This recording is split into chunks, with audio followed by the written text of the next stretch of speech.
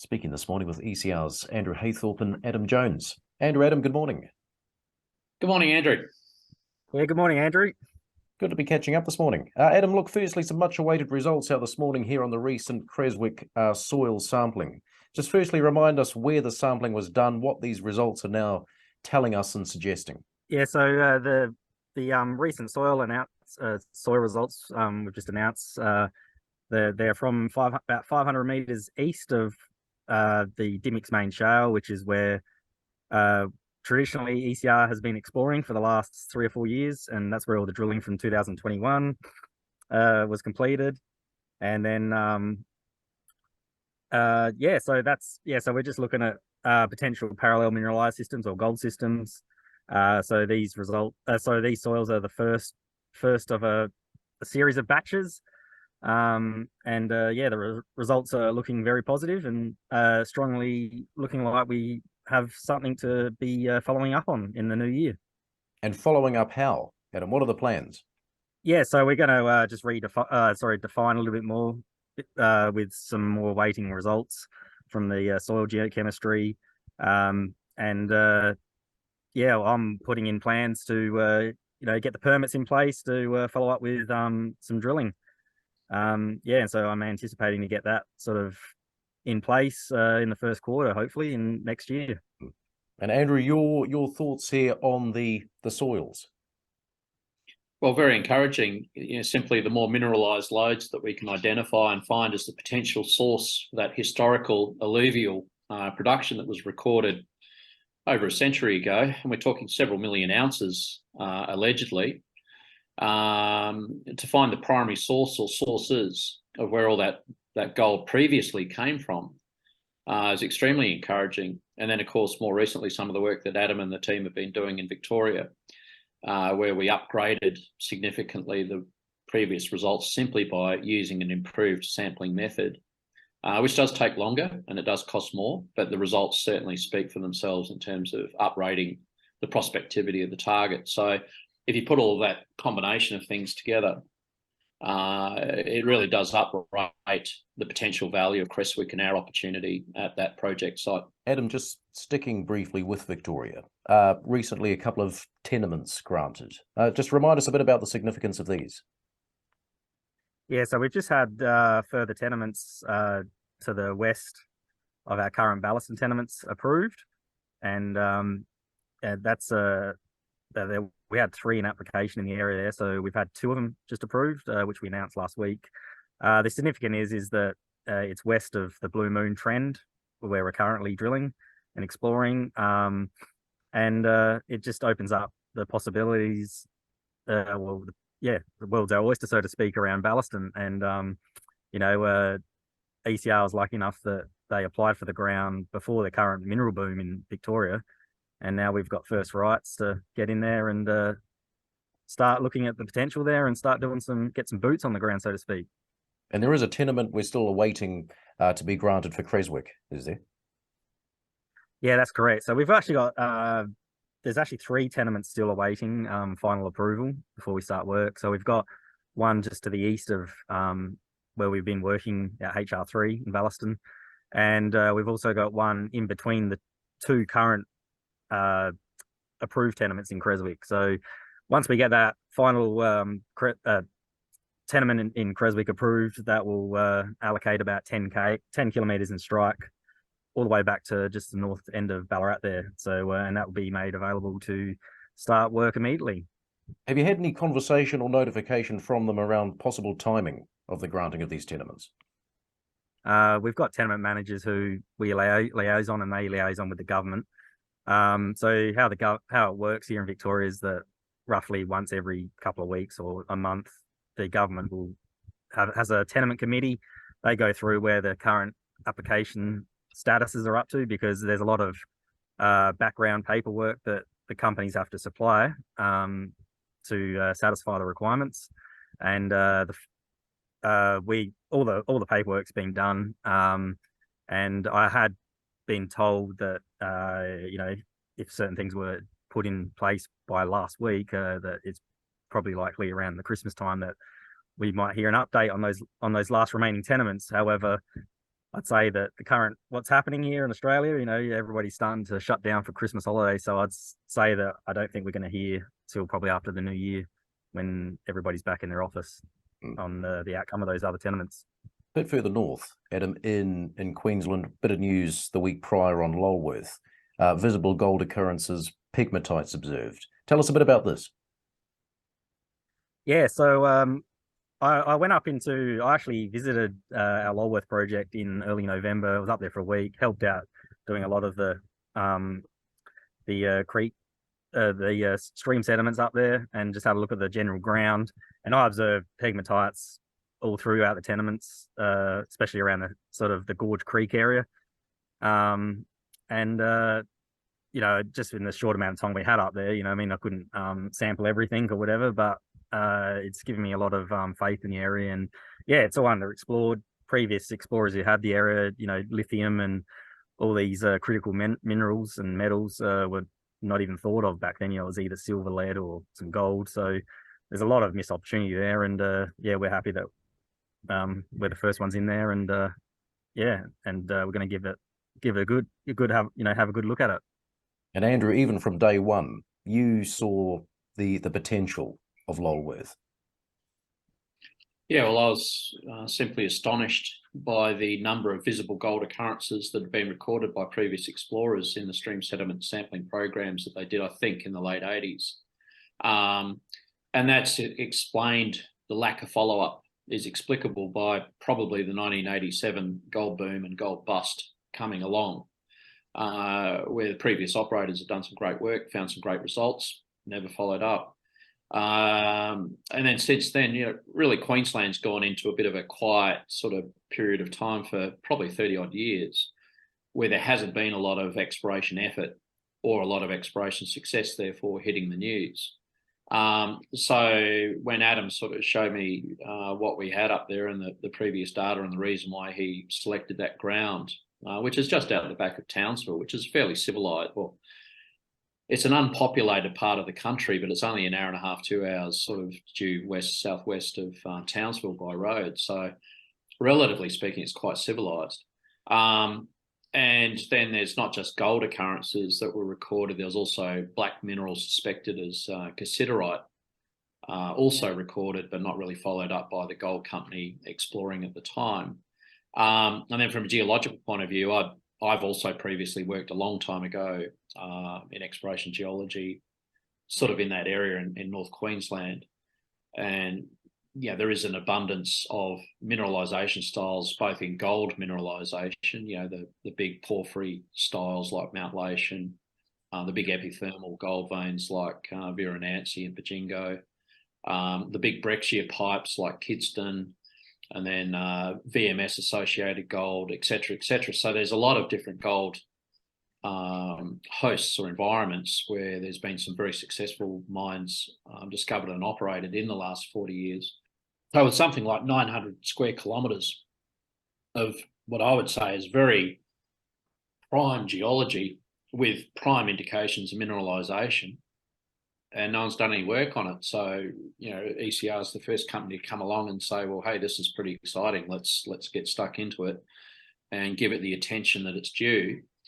And touch wood, I think, the early indications are way in excess of what I would have hoped for, in terms of observing pegmatites on the ground, because step one for finding lithium pegmatites is firstly find the pegmatite, and then secondly, assess it, particularly for the mineral spodumene. And so that sort of assessment can happen once you've located the pegmatites. And then there's sort of, we've got to go back and follow up that reference to cassiterite or tin as well, just as a matter of, being professional. And then we've got all of the gold occurrences, which can be shedding from multiple gold sources, and we need to identify those primary sources. The fact that Adam and the team's done such a great job in such a short period of time in this field season, just prior to the wet season commencing a few weeks ago, again, is very encouraging. So it's very much a watch this space, and we'll be working hard on progressing this as rapidly as we can next year. I want to get back onto that in a moment, Andrew, in terms of what's planned. But Sure. Adam, current activity, Blue Moon, how's the drilling going there? Yeah, the drillers are just finally just finishing off the last of the 4 drill holes. It's been a little bit slow the last month. We actually hit a fair bit of broken ground in our drilling, some faults and that, which could also be a good indication too for mineralization. Geologists always like faulted and broken ground. But all the signs are there from a visual point of view. The alterations there. We've got sulfides. We've got, as expected. Just want to remind the 4 drill holes that we announced that we were drilling. What we actually were doing is to test for the the continuity of the mineralization to the west from the 2019 RC drilling. While we had the opportunity there, we wanted just to test to see how far it went in strike to the west of it. I think that the drilling we've just finishing up today, it should be the last drill hole there for releasing the results there. I think we drilled probably a good 200 meters to the west in strike from the 2019 drilling. So I'm excited to see what the actual results come out. Following up from that would be I'm planning on in the new year heading back into the vicinity of the 2019 drilling, and we're actually going to put our diamond drill rig in there and follow up doing some twin holes, and we're going to also drill in between and do a little bit of infill drilling between some of the better grades from 2019. The assay turnaround has been remarkably long. Is there any alternatives? Is there anything ECR yourself weighing up in terms of being able to improve the efficiency here? The biggest delay recently has just been for these stream sediments and the soils, which we use a different lab.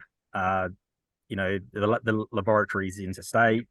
So by the time it gets there, and then, it's taking like a good month sometimes just to get at least them starting to get them processed. However, alternatively, we found a local lab right here next to our in Bendigo, and we've actually contacted them, and the soil results released for Creswick were actually done through them. And we've done our checks and balances there, and everything's checking out right. They're promising us within 10 to 14 day turnaround, and yeah, those soil results we got the results within that time frame. So we'll be using for all our soil geochemistry around Creswick and all that, those type of programs going into the new year. We're going to be using the local lab, and so I'm hoping there's going to be a bit more continuous, results coming out, and we'll be announcing them as they come out. That'll be welcome news to our investors. Andrew, last week we raised £900,000 here. Just tell us a little bit more about the timing, why it was done now, what it means in terms of moving forward for ECR. Yes, we've got two factors that sort of came into play. One is asset sales have been slower than what we hoped for, and again, ironically, with regards to potential property divestments in Victoria, freehold property. That's effectively been held up again by the flooding and lack of access from a buyer's point of view, as well as, of course, interest rates rising and concerns about inflation and the bigger picture economically, which is, of course, a global phenomenon, not just Victoria. And similar on another non-core asset that we've been attempting to sell. Again, that's been much slower than what we would have hoped. So on that side, we had those sort of forces at play. On a positive side, on the good news front, well, we've had the sort of results that we've seen coming through with both Victoria and Queensland at the same time. And then we've actually added to the portfolio with the Hurricane Project acquisition just a few months ago as well. So on a geological and the job of finding gold and identifying potential commercial deposits, the outlook, I think, for that is improving each month as we move by, and each week as we get new results come through and get better data, which Adam's discussed.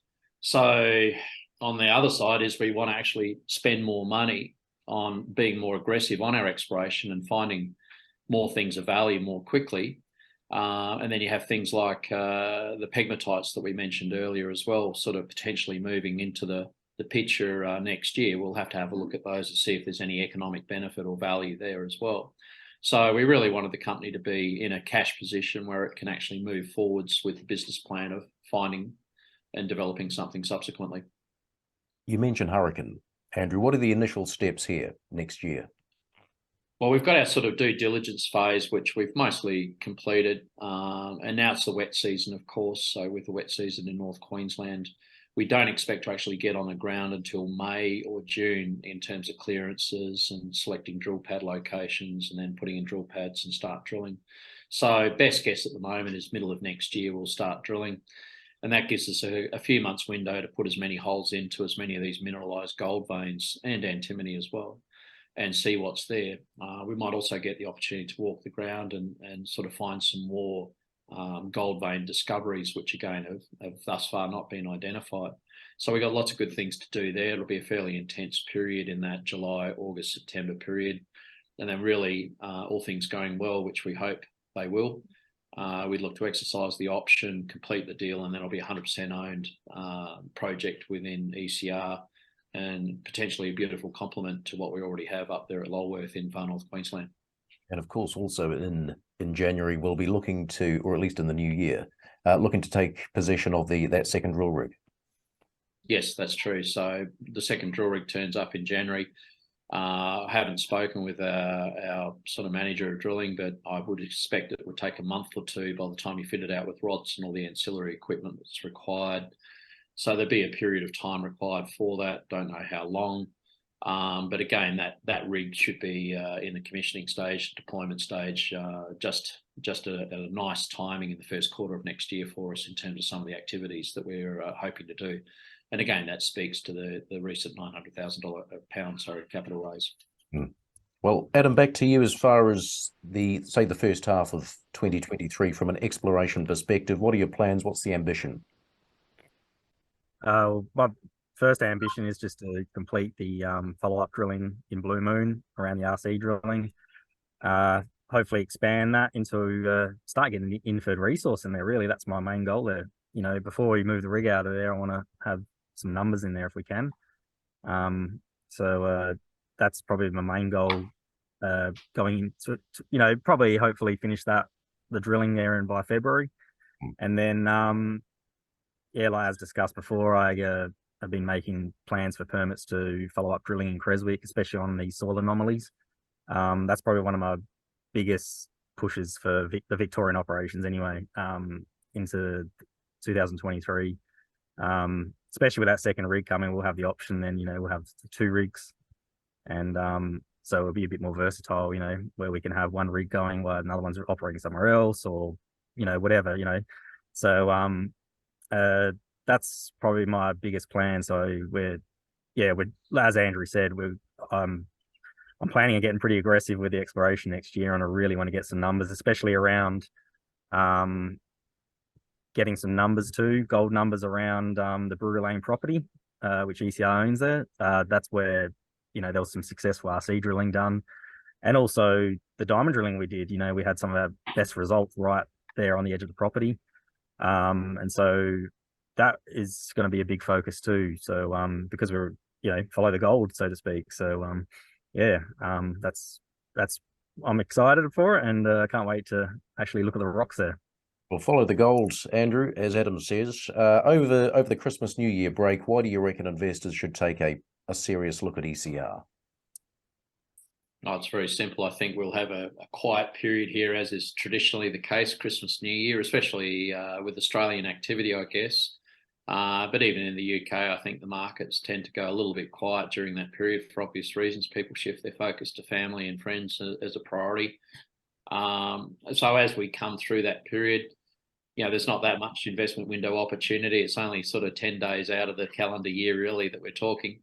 And then we've still got a lot of assays pending from the labs. So in terms of news flow, as we get back to work in January, there'll probably be some good results, touch wood, sitting in the inbox, so to speak. And the news flow will be kicking off with a vengeance come January next year in Victoria as well as Queensland, with still further samples to be received. And we'll have more to sort of say, I think, geologically as well about some of those opportunities in Queensland through the January-February period.